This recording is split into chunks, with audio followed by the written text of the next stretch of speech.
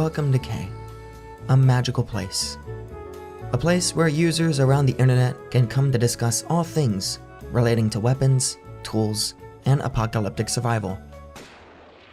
K would eventually branch out into broader topics such as camping and nature survival, eventually coining the term in a woods. Going into the woods with supplies and weapons in order to live/survive in nature. In a woods stories would eventually become a popular subgenre of horror for many readers. The story started off discussing close-up experiences with bears, coyotes, and mountain lions, before users started to realize that there was something out there, something that existed in the deepest sanctions of nature, unbothered by man, something equally feral, vicious, and hungry. These horror stories would often share similar traits, describing some sort of being with antlers, covered in fur, and a rancid smell. However, in March of 2013, a user would tell of a different experience during their In a Woods expedition.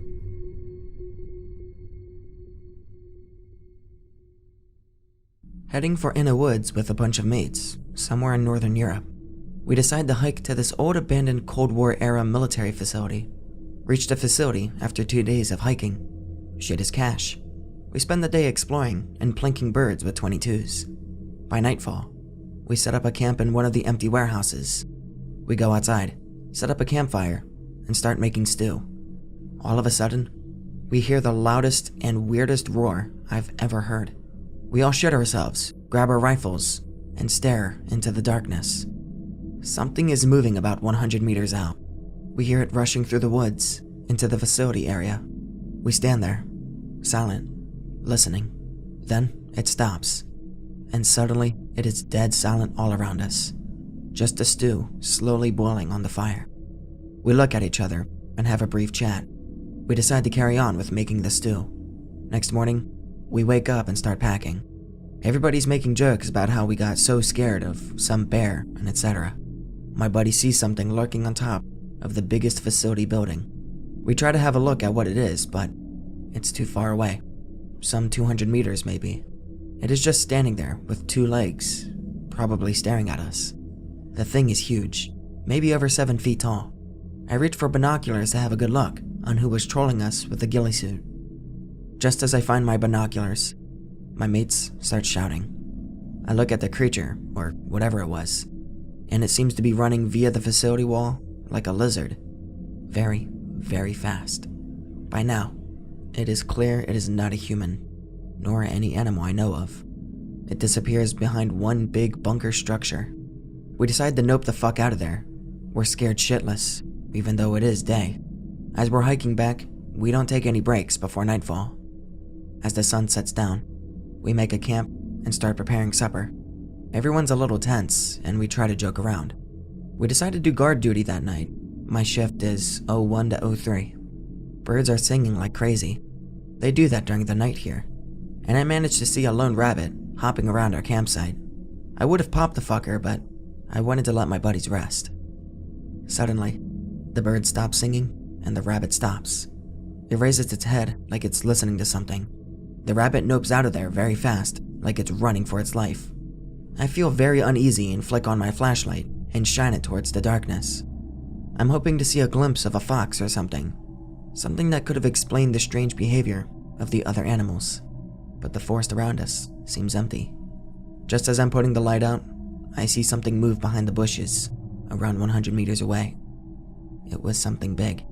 I shine the light directly at the bushes and try to get a look through my 10-22 scope. I managed to see something moving there, and I believe I saw a pair of yellowish eyes. Then it stands up. I don't know to this day what the fuck it was, but it was hairy looking, very dark, and it had a face. The face was of lighter color, and there were 2 yellow eyes. The thing was around 7 feet tall, somewhat human-shaped. Although I didn't get a very clear look with my shit-tier flashlight, I was 100% sure that that thing wasn't human. So I started panicking, raised my gun, and lit the fucker up. I emptied the whole 25th Butler Creek mag in about 3 seconds. I didn't even aim. My buddies woke up and started shouting, and it was all chaos for half a minute. I tried to tell them what had happened as fast as I could. Having dropped my flashlight, I didn't know if the creature had been hit or if it was even there anymore. One of my buddies picked up the light and directed it at the direction I was pointing my gun at. And there it was, just standing. Suddenly, the thing just kind of falls down and starts slithering at us, making no noise at all. We start screaming, grab our packs and guns, and start noping out of there. We must have ran like 10 kilometers straight up before taking a break. All of us were shaking. We didn't share a word. We walked the rest of the way to the public campground in DEFCON 1, weapons ready, and listening to every crack. I've never been as happy as I was when I saw some German tourists grilling sausages by their RV. They were all like, "What the fuck?" when we exited the woods with guns and low ready stance. We said nothing. We walked to our car and drove away, breaking pretty much every speed limit on the way. We talked about the thing on the way home. None of us knew what it was, but everyone had seen it, and everyone was convinced that it was not a human nor a normal animal of any sort. We decided to stay away from the woods for a while. Problem is that the wildlife around here is scared of people, even children, and there hasn't been one bear sighting in over 80 years, but the best is yet to come. Last summer, we decided to be tough guys and find out what the hell that thing was. This time, we would go with 3 ATVs in case we would have to bail out fast. We took 2 cameras, 3 308s, and 1 1276 with slugs. There were 4 of us, by the way. A load of survival gear, and one of my buddies managed to get a Gen 2 night vision camera.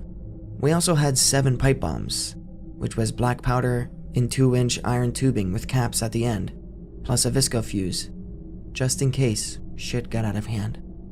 Yeah, it was kind of a lame fake operator tier shit, but we thought we would get all famous and shit if we actually killed it, or at least got footage of it. Anyways, we entered the woods with our gear and headed for the facility.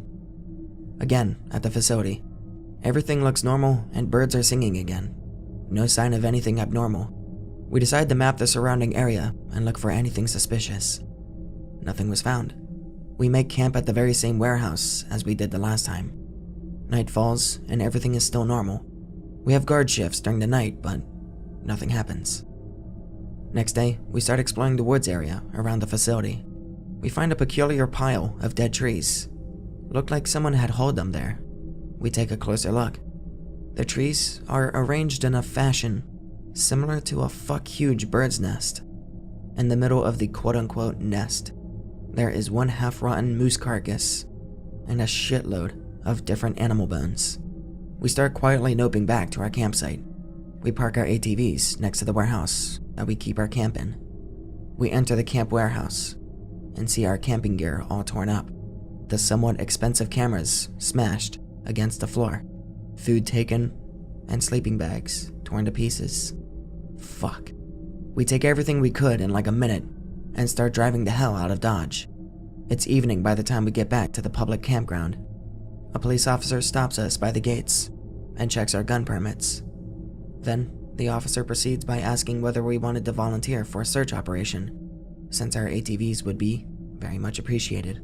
Some hiker had apparently gone missing in the nearby forest, 20 kilometers from the facility site. We look at each other and shake our head. One of my buddies quickly says something about being late, and we drive out of there. The dude who went missing was never found. We decided that we wouldn't go into woodsing in that part of the country anymore. His final post ends, stating he's done with exploring that part of the country. But then, he adds one last comment, replying to another user in the thread.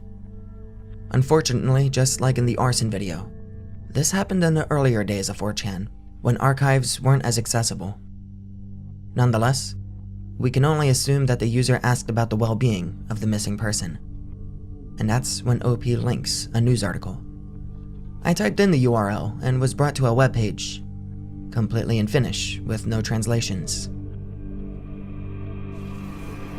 Wonderful. However, at some point, this URL did lead to something, so to the Wayback Machine we go. There were very brief moments within the last decade that this webpage was being visited, all returning in 404 errors and dead ends. However, 2010's history spike results in this. Missing Thai berry picker found dead in Lapland. The webpage doesn't show much, but the article states the following. A 38-year-old Thai man who was in Finland to earn money picking berries was found dead in a forest in Sala, in the east of Lapland on Thursday, after being missing for 2.5 weeks. No crime appeared to be involved in the death. Police investigator Ali Matola said that the deceased had appeared to have been dead for a longer period of time.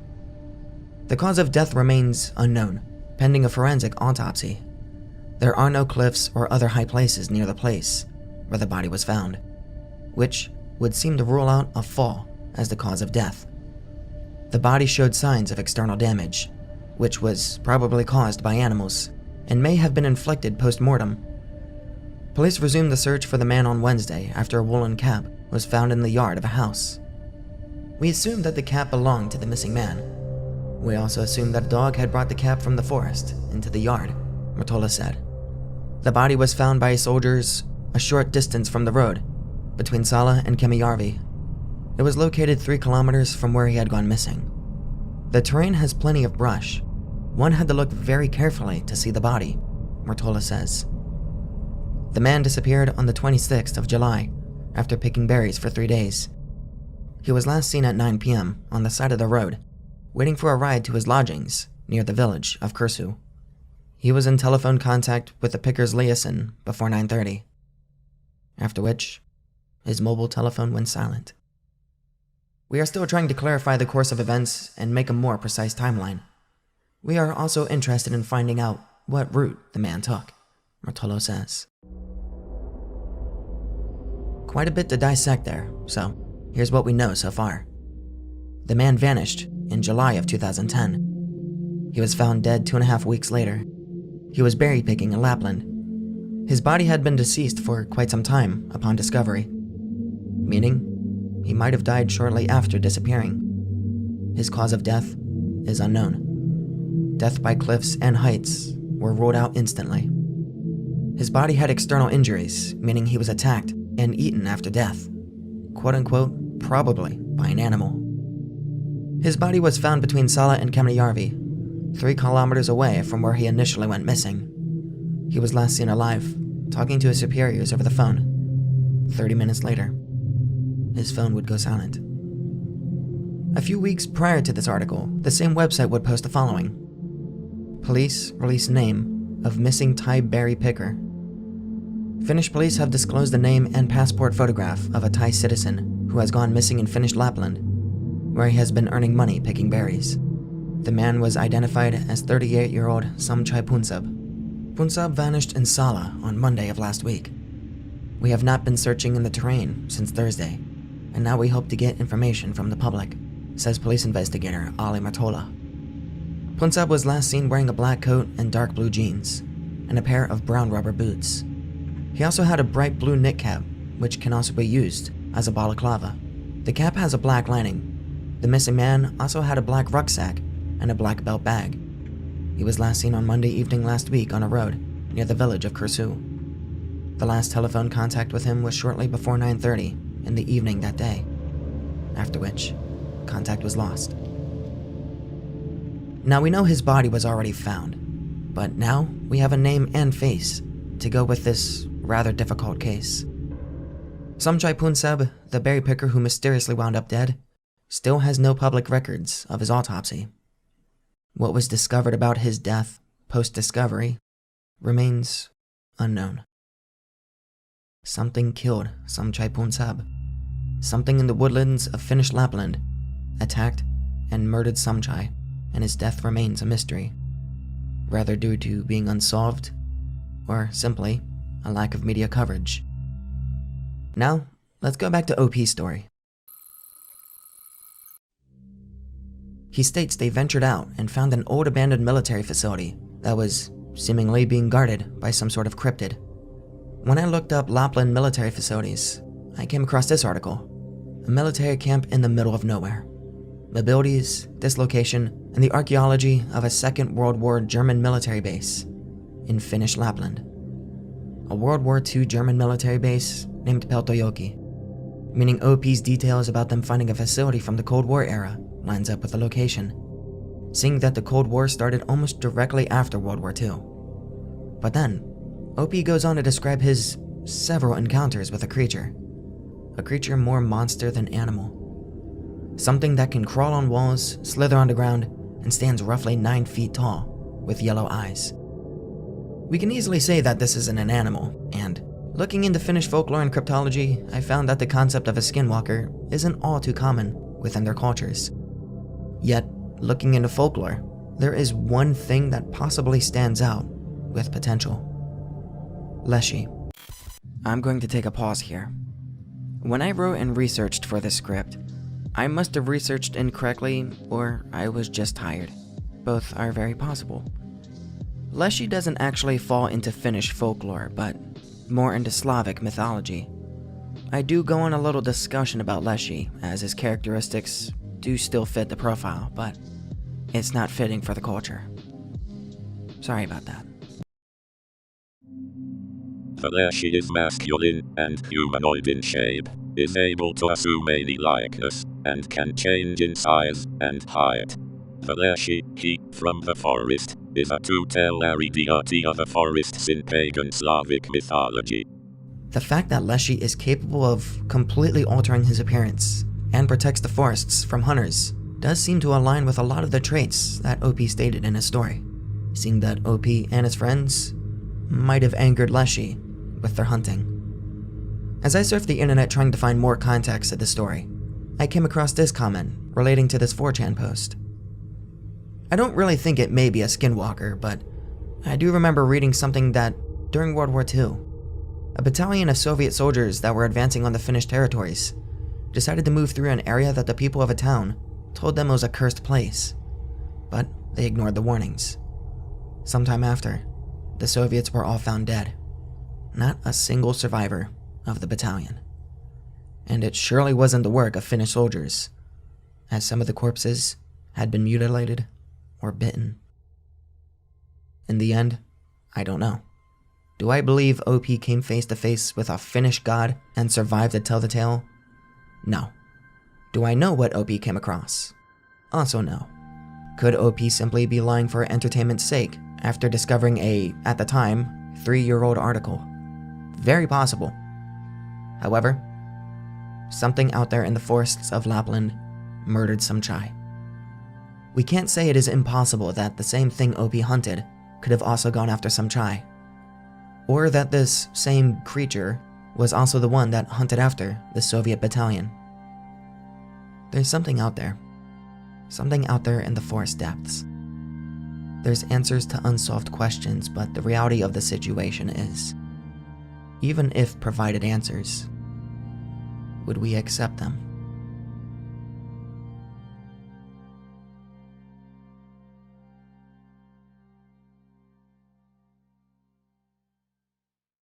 Thank you for watching. I hope you enjoyed your stay. I've been your host, Time6, and this has been the Maverick Files. Have a good night.